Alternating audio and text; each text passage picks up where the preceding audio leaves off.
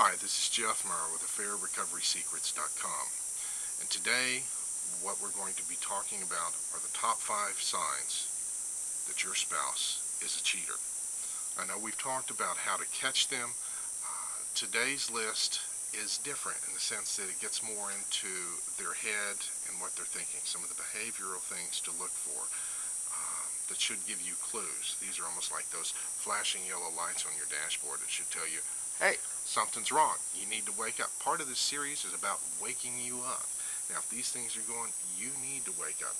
If your spouse is visiting a lawyer, then they come home and they don't want to talk about it and don't want to tell you about what they met with the lawyer about, that should wake you up.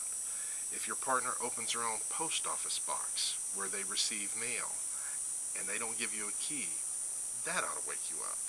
If they maintain a separate checking account, that ought to tell you something.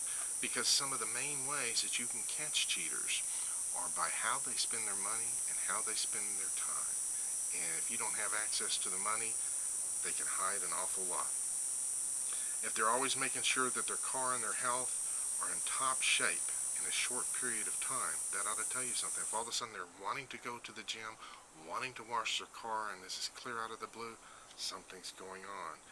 If they want copies of all your income tax records, that ought to tell you something, because the only time they need to have record of all those is typically if they're getting ready for a divorce and something's going on there.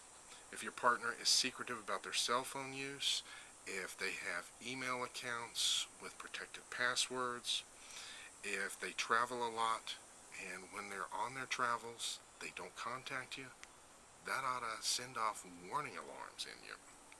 If they're very secretive about their activities.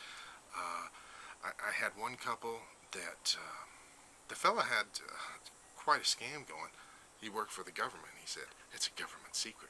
I can't tell you where I'm going because it would be violating national security.